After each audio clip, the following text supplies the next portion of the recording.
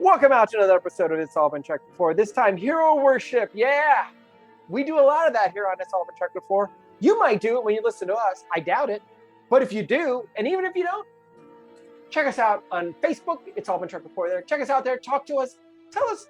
Talk back to us. Talk up to us. Tell us what you love. Tell us what you don't. Don't do a Reddit. You know what? Go ahead and do your Reddit thing. But also come to talk to us on Facebook because we won't see you on Reddit because we're not on there. Not yet. But anyway, speaking of that kind of stuff, hero worship. That's what we're doing. We're worshiping heroes on It's All Been Trekked Before. Welcome out to another episode of It's All Been Trekked Before. Your regular hosts are here. This is Steven. And Keith. Jimmy-Jerome. We are here to talk hero worship. One of the best episodes of Next Gen ever. Give us your first impressions. That was not my first impression. Nor mine. I was teasing. But I guess I'll save more of my specific thoughts until we get there. But the first thing that I thought was right at the end of that cold open, I saw that there's a kid they find right there, credits, and I dreaded immediately that it was gonna be one of those episodes. So yeah, the title alone, and I saw like the first 5 words of the synopsis as I clicked on Netflix to have it turn on. I don't know why I'm playing Netflix, but anyway, I am. But overall, it boils down to I think it's a Dr. Dre lyric. Been there, done that was my feeling about this whole episode in a lot of ways. But yeah. I feel the same way. I was like, I've seen this episode before. I didn't care for it. Do we need to do it again? There might have been a few things that did better than the other Orphan episodes, but not really. Yep. Nothing that was like, oh, this needed to happen. It felt a lot like the episode where Worf befriended the orphan child. Yeah. So should we get to the rankings then? No, let's talk. That was pretty much. I mean, spoiler, it's going to be towards the bottom, but let's talk over the episode first and see if we convince ourselves one way or another that it's better or worse than we thought. We start out with a dangerous away mission. They are told they can maintain transporter lock, which I'm like, shouldn't they do that basically on any away mission into hostile? Right. Any dangerous situation? But maybe they finally learned they should do that. But we'll see if they do it next week. But I do think we finally found out why the Spock helmets exist, right? They should have been wearing hard hats. Right. Referring to the 70s merchandise, the Spock helmet with Yeah, it was weird the way everybody that was killed had something fall on them. Yeah, I feel like they should have something to protect them from that at this point. Don't just beam over in your pajamas. And the set of that other ship, looked like, I want to say every cool 90s nightclub, except I was never at a cool club because I'm me. But every club that was kind of trying to be cool, the stairs and everything, that look. I did not had a name like Acapulco Death Squad or whatever, or Dance Squad or whatever you want, whatever dumb name. I did not look up the filming locations or anything, but to me it felt like a redressed set from Star Trek VI from the Enterprise. Mm-hmm. We see the kid just before the opening credits, and then he stares at them and they stare at him, and for several seconds nobody says anything. They just stare at each other before the opening credits. And I'm like, seriously? You don't see the kid and immediately run to help or something. You just stand there and stare. It felt really artificial. Well, they had to build the drama somehow. Isn't that standard procedure on away missions? They have to take things in and just demonstrate to the people back on the other ship that the tension is built. They get on there and they go over to like one of the Riker goes over to one of the panels, hits 2 buttons and walks away. And then Data walks up and hits 15 buttons and gets it to work. I thought that was a really weird, like, Riker's like, doop, doop, I'm done here. And Data comes over and actually does the work. It was just a weird, seemed unnecessary. Makes me laugh now. I did kind of like their visual Bluetooth where they downloaded the computer with the purple laser beam. Oh, yeah. Kind of liked it, but at the same time, like, we already can do that wirelessly without any visual thing. So do we need to see that? Well, go ahead, just for the 90s audience, and it's a good demonstration of what they're trying to do or accomplish, that there has to be some sort of line but I of feel sight. like if you want to make it more realistic scientifically, you just set the pad on the panel and be like, okay, it's uploading. Could they do that yet? Maybe not in real life, but that's what I mean. It's just like they don't understand the idea that that's even possible to. I don't know. For our Patreon viewers, you're getting to see that Spock helmet we referenced. We're behind Keith there. I did have this thought. This probably won't be a long conversation, but the Shatner overacting is kind of a trope, or not a trope, whatever. It's just a thing, that everyone, even if they haven't seen the show, knows. And there are times where Frakes is, Riker is being Kirk-like, and sometimes, and in my mind, I was like, are there times that he's overacting? I mean, I think his actual acting when he's like in scenes, dramatic scenes, I think he's great. But I think there are times on the bridge where he's stiff, and that's who Riker is. And he's, I've talked about him staring at Picard's ear, like, I love what you're saying. This is very interesting. And he's got the chest puffed out, which God knows I've done on and off stage. But it just struck me that, some of his lines when he's on the bridge, like, all right, you're with me, and that kind of stuff. I think it's more of a character thing, I guess, but you could also say, man, this guy's really, really pouring it on thick. I mean, it still doesn't reach those Shatner levels of season 3 when Shatner's working really hard. And fortunately, Frakes, I don't think, had to work as hard because, almost all the scripts we've seen have been better. But anyway, just that was just an observation I had. So my couple of things about the away mission was maybe we've noted this before, but how often do they take for granted that their sensors are actually picking things up, signs of life, and just and have they been they've been misproven for some reason or disproven for some reason or another, and they still just go, well, I guess they don't really have much of a choice. But yeah, those sensors they're more like magic than science. And so now every time I also notice every time they say sensors now because of Lower Decks. Yeah. I did write down another orphan kid, space kid. And so I wondered whether it was going to be a Charlie X situation, the Worf situation we talked about. For most of the episode, I thought it was a Charlie X situation. And then I'm glad it wasn't. Because we don't need to see that anymore either.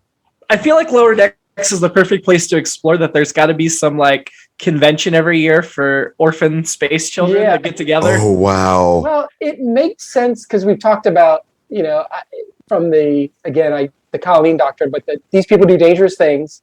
Mm-hmm. And so they're going to be orphans or they're going to be, parents are going to die, especially if their kids are there with them, especially on the Enterprise there. But they're not all that interesting. I mean, that doesn't mean they're all interesting. I also thought it might be a Michael Burnham situation. So I was waiting, which I don't think it's going to be, but I guess we don't know yet. I guess we'll see. No, I guess Jimmy knows. I guess it could be a Michael Burnham situation, but I doubt we'll see this kid again, right? No, we won't. Yeah. So there we go. I mean, I haven't looked it up yet, but the kid, Timothy, was played by Joshua Harris, who has 12 acting credits. This is his only Star Trek credit. What he is best known for, though, is he did 108 episodes of Dallas prior to this as Christopher Ewing. Huh. So if you were a Dallas fan back in the 80s, Christopher Ewing, this was him. And then he only has one credit after this as a guest spot in The Commission. That was it. So he also did 2 episodes of Twin Peaks, did an episode of St. Elsewhere, an episode of the 80s Twilight Zone. Like he played some minor league baseball. Yeah, at the age of 15, decided to pursue his love of baseball and played baseball professionally. So he played for the Chicago Cubs, actually. Yeah, and now as a director-producer. After he retired from baseball, he became a director-producer. Interesting. And that's how they came up with the pilot for Deep Space Nine. Which will be funny to Steven eventually, hopefully. The outfit he wore reminds me how they always dressed Jake in Deep Space Nine at the beginning, too. All the kids wear these overalls with clothes underneath that are various colors that don't necessarily match. This was my one fashion note. Fashion. Not Oshkosh Bagash's best look. No. I did when he puts on the outfit that looks like a Data uniform imitation later. I'm like, so the kids don't have to wear the overalls. They can wear something else. Why do they all wear the overalls? I thought the overalls looked like they were way too tight. Like to the point I'm surprised his voice wasn't in a higher register. That's how tight they look. Riding up on him. It's really what they dress almost all the kids in Star Trek in this era, and I don't get it. How was that futuristic? I think it demonstrates how little the parents would care by then. they're busy doing their things on the ship, and it's like, well, I'll just give them the standard thing, hit a button, give that to them. Then again, fashion, they say, is cyclical. So overalls are probably going to come back at some point. Yeah. But and here's the thing, though, to Keith's comment, though, whether the parents care or not, kids care very much what they wear, and they would have opinions, and they would not all be satisfied wearing that. But would they have options to do anything else? Yes, there's a replicator. They can wear whatever they want. No, I mean, what would they base that decision on? And what kind of fashion knowledge would they have? What would be advertised to them? I mean, they go to the holodecks, they see stuff, they see other people around the ship. I think we'd see a lot more people dressed like the kid Timothy did in this episode, where he's wearing clothes that kind of imitate a Starfleet uniform. Mm-hmm. That does make more sense. My other fashion note was I did enjoy what the teacher was wearing, though. I thought he was dressed well, though his red shirt did look a little original series, or rather like a Discovery update of the original series red shirt. Maybe that's what he was doing. He was like, he also sees the holodeck programs. Like, oh, I like that. After the opening credits, there was a cool shot of the damaged ship. I thought it was very detailed and interesting. You could see all inside all the decks and everything. Yeah. So during the crisis there, where they had to remove the kid, one thing that occurred to me, this is again the way the space physics. It's hard to get my head around the space physics of things. Like, couldn't they have turned off the artificial gravity or something like that when they had people falling in places? And, if you're worried about the structure collapsing, I don't know if that wouldn't make any sense, but. That's an excellent point, Keith. I feel like that should apply in many episodes of Star Trek. Yeah. And would the artificial gravity be one of the things that gets damaged, or there's hull breaches? Yeah. It would be, but because it was still intact here, I agree. If they're worried about danger of falling things, just wear gravity boots and go in without artificial gravity. Yeah, that makes way more sense than wearing helmets. Well, the other thing that I guess they've never really described exactly how artificial gravity works in this universe. My understanding has usually been for things we're seeing like a Firefly or like a Cowboy Bebop. Sometimes they'll show you that there's some centrifuge working somewhere around the ship, which would beg the question of what would exactly how that would work if you tried to turn that off exactly. Yeah. I think they've made it seem like in Star Trek in the past where they could isolate the effect somehow, like it's just some sort of magic magnetism or something. And I know in Star Trek novels, I don't know if they were down screen, you could turn off artificial gravity for one section of the ship, right? One between two force fields or whatever. That's my web series, Between Two Force Fields. But it's I feel like the ships would lose gravity a lot more, and we just don't because of budget. Yeah. I feel like there should be some big battles where we lose gravity. And I would imagine it's Earth-based gravity, not like moon-based gravity. Actually, in the Star Trek Titan books, which are very interesting, there's a character that we meet on screen in another I can't remember which Star Trek, I might want to say DS9, but she is from a planet that has much lighter gravity, so she has to walk around in an exosuit, basically a metal framework to hold her up, otherwise her bones would break. Nice. So Star Trek Titan, because it has such a diverse crew, they build her quarters to not have gravity, and they build it vertical, through several decks, so that it's an environment she's comfortable in. And then because she's the head of a department, in her department, they often turn off the gravity for her, even though other people would be more comfortable. And I feel like that's cool and should be explored further. Now, one of the things I liked about the Orville is that their security chiefs were from that heavy gravity planet. Yeah. Which explained why they could do all that stuff. I thought that was cool. So Geordi tells a story to Data about being caught in a fire, which seemed extraneous and not at all relevant that much to the plot, but also we actually get some character development for Geordi. I appreciate that insight, I guess. Well, I mean, it seemed like a condensed version of one of the poker games, in the sense of here's an anecdote, or here's a lesson for someone to learn, and here's a quick way to sum it up. I don't know. I thought it was a good demonstration of how you would explain something to Data, and probably even lay people in the audience about how that kind of psychology would work for a kid or a trauma response. But I guess it just seemed like a stretch to me.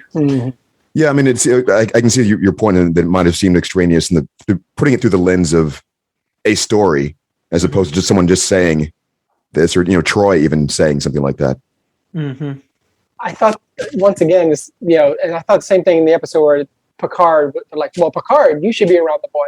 This was the same thing. I'm like, well, Data saved him, so he must be the one who should be around the boy. It's like, really? Does that 1,000 people on the ship and that's the person? That doesn't make any sense. The guy with absolutely no feelings, an android. He's not a babysitting android. He's just an android. So, Picard was like, if I had to do it for an episode, you have to do it for an episode. During the sick bay scene where the kid first latched onto him and said, don't leave or something like that. I'd hope that would have loved to have seen Data just give him like a nerve pinch and go back to work. Like just knock him out for a bit and just let him sleep it off. I thought the interesting thing about that was that whether it's an acting choice or whatever, but he goes to leave and he does like as if he was yanked back by the kid, as if the kid, because it's like, Data, if you let go, that kid's not going to be able to hold on to you. Or if he does, he'd have to make an effort, but he didn't move. He just, like maybe the kid had super strength because he hold on to him with his little hand. He's able to hold on, keep Data from leaving. So the Charlie XTs. Yeah, exactly. That's what I kept thinking. It was like, oh, he's got powers. He was able to keep him there. Yeah. Well, he was an android.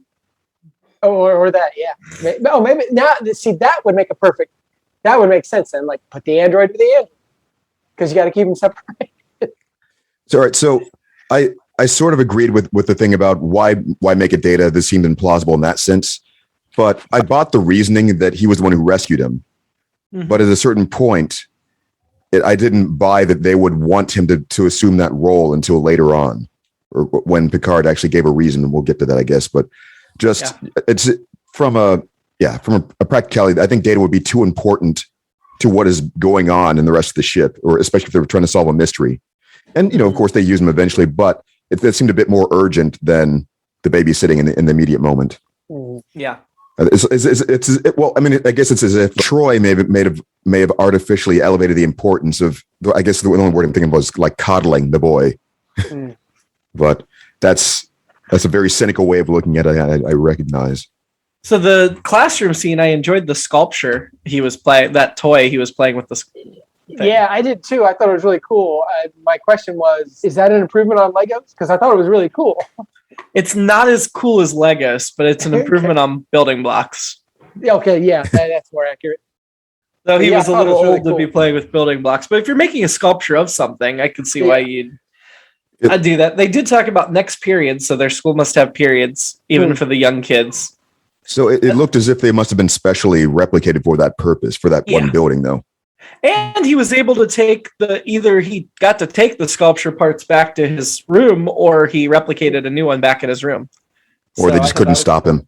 The teacher did look really uncomfortable about trying to push him past a certain point. So it was a different teacher than Alexander had when he accused Alexander. She accused Alexander of stealing the little toy model. This teacher's like, sure, take all everything. We can just replicate it. There's no reason to not let you take it. There's that treatment.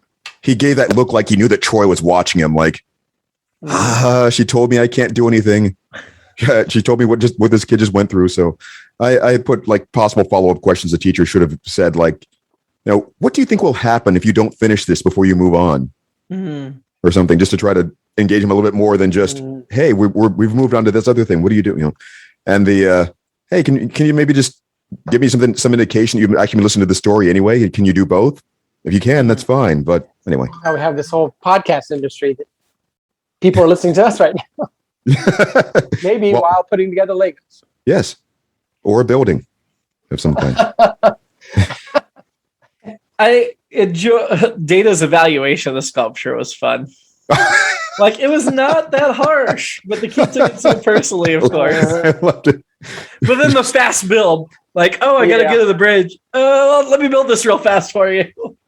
I thought he should teach and not just build it, but he's not a teaching android. He's not it's hard to do that scene without making it look like, well, this reference might only help two people listening, but like a Benny Hill sketch where they just speed everything up. Yeah. And play yakety sax behind it. But yeah, I did like those building blocks. Anyway.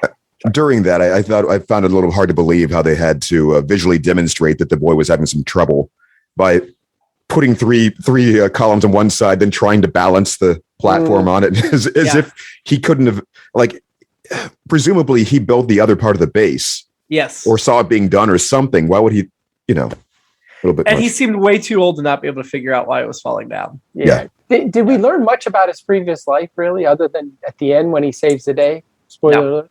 Well, they said his parents were, I think his mother worked in some sort of engineering or something, or, some kind of technical part of the ship. I've alluded to this earlier about Picard.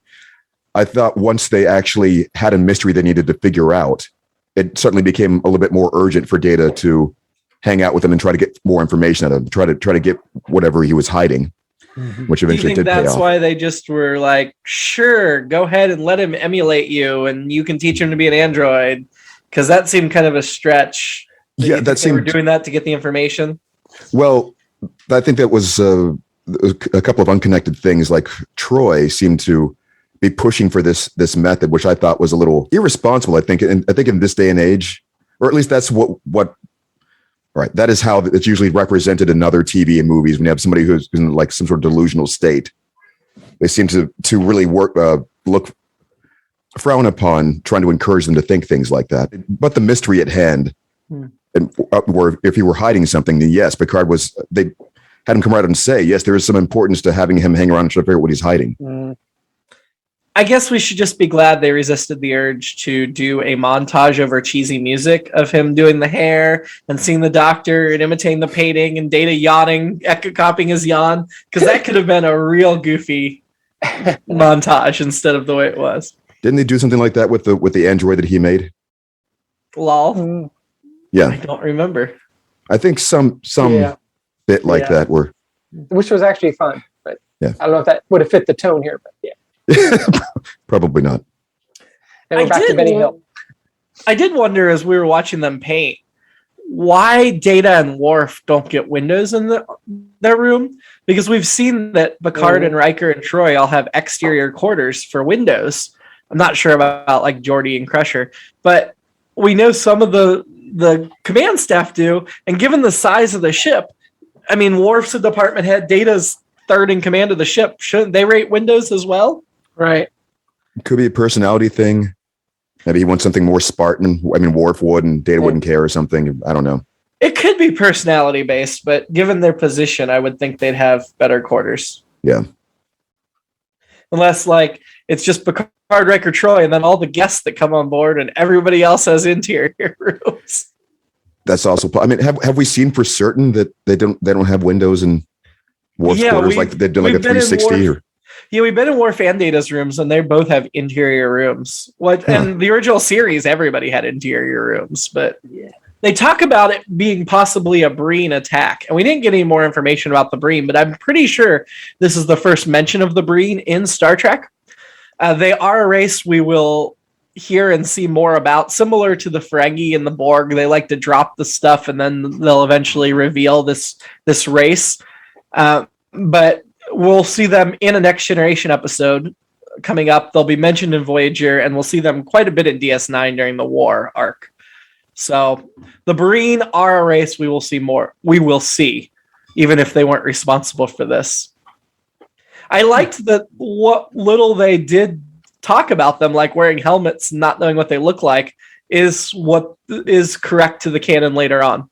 We do see them in helmets and don't see what they look like. Did they say why they thought it was the Breen in particular? I don't know something about the way the where it was, because we weren't near the Romulans, the Klingon space, but the Breen had the technology and they were in this part of the galaxy. I mean, the way we talked about the Breen is what will be established about them is they're a warlike race. They have a relatively large empire like the Klingons or the Romulans, and the Klingons did invade them at once, but that fleet that tried to invade them was never heard from again. So they are kind of dangerous. I would love it if someday in a future episode they reveal that the Breen actually were responsible for leaving that trap there for people. I'm pretty sure the trap was just like naturally occurring. I know, but still, just that would be a fun thing to call back to. Like, oh my God, it really was them all the time. I mean, I remember the Breen in Deep Space Nine because they're, like I said, part of the war story arc, and they're not they never really developed them as an interesting race. So someday it would be nice if they actually developed that as a race like the Cardassians and the Klingons and the Romulans. But I guess it's nice that this mention ends up being followed up on later because so many things don't. I don't know if they already knew they were bringing the Breen into the story and just wanted to set it up or not, but it feels like by this time we've already seen examples of them thinking at least a little bit ahead and trying to drop breadcrumbs if they know they're going to do something. Do you think that was more of a sign of like the way that they were the evolving storytelling from them? I don't know. This is still not even halfway through season 5 yet, and I just looked, and the episode they're actually in Next Gen is early season 7. Mm-hmm. So certainly that wasn't written yet. They may have just somebody was keeping track. Hey, we mentioned this race. Let's follow up in some way. Timothy thinks he destroyed the ship. That's so sad and tragic. But I appreciated that they said, oh no, the panels have safety measures on them. In my mind, it's called the Kirk rule. So you don't accidentally jettison somebody into space. When he said it was me, I was like, what? Because I was selling Charlie X. Yeah. I was selling the Charlie X thing. And then it was like, oh, he's like a lot of kids who take on more, a lot of people, I guess, that take on more blame than they should. Well, did you? I would have thought that might have been something you enjoyed. How they took you up to the brink of that assumption. Like maybe they wanted to play with people, make them think it was a Charlie X thing. Until I might be giving them too much credit, but still. Yeah, maybe I was just so soured about it from the beginning that I couldn't appreciate if that actually did happen. That it was like, oh, they got me. The Charlie X thing, but maybe if it'd been more interesting, the whole episode just wasn't that interesting. Do you think it would have been more interesting if they had leaned into it a little more, like really tried to make you think that, or made it a little bit more obvious that the possibility? Yeah, just a little bit more. Like, I don't want him levitating or going into Troy's quarters or having godlike powers. Maybe he's like again, I'm using a 25-year-old, 30-year-old movie reference, The Good Son or whatever. There's just some bad seeds. Some people are just bad. Some kids are just bad. It's one of those kind of things. Now you really got me. Macaulay Culkin. You're right. I remember that now. Yeah. Oh my God. He's just a bad kid. Bad future kid. But so I think the title gives away that this is about him worshiping Data and not some ulterior plot. Yeah, it never even occurred to me that he might be a Charlie X and have powers. I think that's interesting. Steven said that, and I think maybe if they had named this episode something differently, they could have made it a mystery. But clearly, they weren't trying to make it a mystery. I guess we always know the title before we do it because that's what we're doing here. Right. But I don't know I guess if I was sitting there at home and watching original Trek, I always was like, oh, that's the name of this one. Whether it was new or when it was, when first time I watched it, oh, interesting, blah, blah, blah. But I guess with these, I would have also done that and been like, oh, hero worship. And then it would have been just like, okay, it's obvious what's going to happen. Yeah. It's like, we've talked about some of the generic episode titles. There's no, for the world is hollow and I have touched the sky. Now you got a title. Now you got it. But some of these are just. The original series was the best at naming its episodes. Yeah, and to me, that's how you can tell it was people that wrote they got sci-fi writers that didn't write TV, to write a lot of them. I think DS9 has some pretty clever episode titles, not as consistently as the original, but it has some. Yeah, Next Gen doesn't have anything like that, in my opinion. Maybe if it had been called The One About the Hero Worship or The Hero Worship, then I might have been more interested. So when at the climax, as everything's going down, Timothy's on the bridge, and Picard doesn't seem to mind at all, even though we know he hates having kids on his bridge. Yeah. I guess he knew that it might pay off. Maybe his character growth. I guess they did ask him a little bit about what happened on the ship, when it went down, but I guess they didn't get into detail. Because then at the end, it's like, oh yeah, this happened on my ship. Oh yeah, they did this too. But I think they were giving him a little room to mourn and grieve because you can't just grill a child right after that happens. And I think as a child, whatever he was, 10 or 11, I'm sure if you asked me like, well, what happened over there? This and this and this, it wouldn't dawn on me to be like, oh yeah, and then they said this, and then this, and then this and this and this. It'd just be like, these bad guys came, they blew up the ship, everyone died or whatever. Yeah. I thought it was a lot more realistic that he just remembered the words as they were being said again, rather than remember. Yes. Yeah, I agree. Yeah. Sorry, go ahead. I was going to say also that's part of what they said earlier in the episode was that they thought that he might be lying about what was going on. They actually had evidence to support that he was lying, but couldn't figure out how to get it out of him without just letting Data help him write it out until he felt ready. Yeah. I actually really liked the moment where Data told Picard to drop the shields and was like, nope, I'm not going to explain this because I don't have time. Drop the shields. And the way he said it, Picard's like, okay, then. I mean, Picard trusts his people. I didn't buy that as unrealistic. I thought it was like, I do wish he'd put a little more urgency, like, Captain, now, drop the shields or something. But I still appreciated the, like, okay, we're not going to debate it. Picard trusts Data. Data's certain, clearly. Do it. Yeah. I thought they resisted just the right amount to at least to demonstrate to the audience that this is probably something they would think would be unwise under other circumstances. Like, what? Are you crazy? That would do this. That was it. Done. Yeah, but Data wouldn't say that in the middle of the emergency unless there was a reason. So I feel like you don't necessarily you trust him as the second officer to just do what he says in the moment. Maybe. Well, and it's not like he's trying to steal the ship so he can go visit his brother. He's saying lower the shield. So.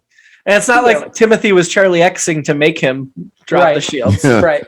Those things could never happen. So, So at the end when Timothy's back in the classroom, they're doing row, row, row your boat in the round. I was like, oh, nice Star Trek 5 call back. Oh, it didn't even occur to me. Again, use the song that doesn't have copyright on it. And he was not into it, which was fine. And Timothy's final line in the episode, that would be acceptable. I was like, oh, I kind of like that. Yeah. Even though it was a little too cutesy and a little too cheesy, I liked it. But yeah, I'll give him that.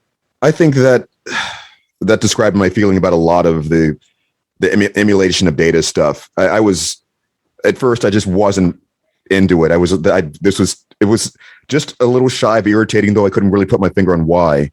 But I think by the time we got to the end, and this is something I wrote here, it's just I think I felt better overall about the episode when it ended and got the sort of like everything in the bigger picture of it. But I was just kind of along for the ride and kind of hot and cold on a lot of things.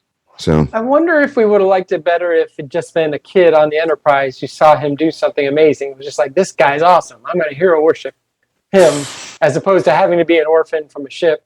I don't know what the rest of the story would have been, but I'm thinking of the episode where he was, the woman decided he was the one for her. And then because that's a different kind of worship. But that's a great alternate episode, Stephen. Yeah, I think the way I just wrote for my alternate episode, anything else. My alternate episode was the boy worships Crusher, because she actually nursed him to health, and if that's your doctor, you're falling in love with your doctor, especially at that age. I would say, like, and especially if your doctor's Crusher or that person. Yeah. Well, maybe he's like a young Jim Parsons. You know, he's not into women and Data. That's a fair point. That's a fair point. He reminded me just a little of Jim Parsons. Yeah, I can see that. The other thing you were saying, if it had been just some random kid imitating him, I see the way I see that playing out. And unfortunately, is that the conflict would be him doing something dangerous as a result of taking it too far. I'm an android. I can't be hurt. I'm going to go do this thing. And they have to keep talking him off the ledge and like, knock it off, kid. You can't do that. Something, but that's a good point. The episode was directed by everybody's favorite child lover, Patrick Stewart.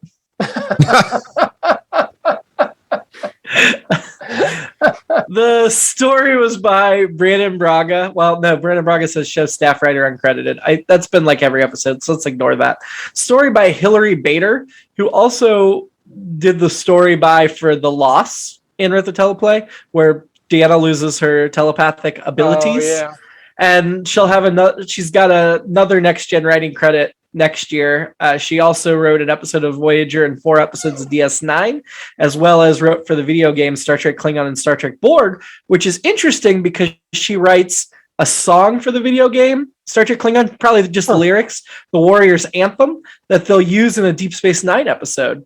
So she has soundtrack writing credits on the DS9 episode as well. She's also a writer for the new Batman Adventures, Batman Beyond, Superman the Animated Series. And of course, the classic, the Jackie Chan Adventures from 2001 to 2002. The teleplay, though, was by our regular Joe Manoski. So she pitched the story and he took it over the end line. Did not realize, or maybe we talked about it and I forgot, but Joe Manoski is currently, or at least in the first season, was a co-executive producer of Discovery. Oh. Yeah, just the first season, it looks like. And he's a co-executive producer on The Orville in 2019. So he's still involved in the franchise. Or franchise adjacent. Yeah. I thought it might get a little deeper and deeper, by that I mean like serious, but it just kind of grazed the surface of getting deeper into the orphan-android relationship, I thought. So though you made me think about when you were talking about the writer and the loss before, just I guess for me, it's just a really hard sell when you have stories that center around mourning in creative or extreme ways, or maybe even not that creative, but just melodramatic is the only word that I can think of at the moment. But it feels a little too much sometimes for this setting. Like it's not something that needs to be done in this setting, I think. But so I will say the loss was ranked number 23 of 26 last season. I have a feeling this episode will be similarly low ranked to the point where I'm like, why did they let her keep coming back to write? Yeah, right. Yeah. Maybe your stories will get better. I don't know. Like if you're writing consistently the low end of episodes, I don't think you invite the person back as a writer. Just saying. Well, they didn't have us to tell them that back then. Yeah, that's true. They didn't have great podcasts like us that could tell them what to do. God. You're going to get us canceled, I think. We're ready. No. I mean, the It's All Been Done network is going to have to come to us and just say that we have an in with the head of that network that I think will protect us. hey, Jimmy-Jerome, you want to cancel the show? No. Okay, we're not canceled. I talked to him. He's good. So, ranking. Ska, who was your annoyance this week? The boy. I mean, you can't call him the boy. That's Wesley. Picard did call him the boy at least once. I noticed. I know. Yeah, Timothy for sure. Timothy, yes. I would rank him like 7 out of 10 on the annoyance scale. Higher than I ever ranked Wesley. Yeah. Keith, seeing your annoyance as well? I mean, I almost feel like Troy and the teacher were contenders at one point or another, but it really wouldn't make sense to not go with the boy except just to be contrary. But, you know, he had to be the most. Who are you having a drink with? Well, certainly the boy. Are you really? No, just have some whiskey, kid. You'll be fine now. Problem solved. It's kind of how I grew up, except not with the alcohol, but in a lot of bars, that's for sure, as a kid, drinking Coca-Cola. I have data, actually, because he talks about when he drinks, he's not getting any enjoyment out of it or whatever. So I would have drinks with him, and I would try and create a Casey Jones versus the steam shovel kind of thing, where I'd see if I could outdrink him and see what happened. That would not go well. I'm going to pick Troy probably just because I probably would want to debate some of her choices and at least try to unpack that one, I thought, priceless reaction when Timothy first said that he was an android, and her just that brief moment of hesitation on her face where she just had that smile locked in, like, that's great. You know, just. So I do want to ask you though, Keith, before you debate Troy on her professional opinion on counseling, are you going to do your own research? Well, you know, I guess YouTube would still be a thing by then. So because I just feel like going to debate the professional probably not the wisest, unless you're trained as well. See, I think some of that stuff is objective, honestly. Sure. There has to be differences of opinion within. The best way to proceed if someone has like a delusional state or is presenting certain kinds of things. See, Keith, I see you drinking heavily with her, and then you go to leave with your Starship keys, like you're going to drive home. And she's like, oh, I don't think you should be driving home with in your condition. And then you turn around, you're like, I don't think you should be advising kids about advising people how to deal with orphans in your condition. And she's like, I'm not even drunk. And you just say, exactly. Scene. But But debate may be too strong a word that I chose there, but at least try to get more information about it and discuss why exactly she thought that would work. But I'm having a drink with the teacher because I've already had that drink with teachers before when I was working in the schools about, oh my God, you had to deal with that kid today. I'm so sorry. Ranking the episode. We're starting at the bottom. Better or worse than Silicon Avatar? probably better for me anyway, but You think this was better than Silicon Avatar? I'm going to disagree with you and then let Steven decide. I understand. Yeah, I'm going to go under. All right. 11 of 11 so far this season. Though we'll see if next week can beat it. Next week, Violations. Transporting 3 Yulian mind-probing historians. I probably mispronounced that. The Enterprise crew is stymied when some of its members fall into a coma. Deanna Troi, the first crew member to come through it, cannot recall anything surrounding the incident. They did pronounce it Yulian in the episode. Oh, did they? I did not recall at all. I haven't watched it yet, so I don't know. I never pay attention to the alien names. If I know it's an alien species, we're not going to see again. But how could you know that? Next week, live long. Whether you're an orphan or an android, and prosper. You could be both. That's true.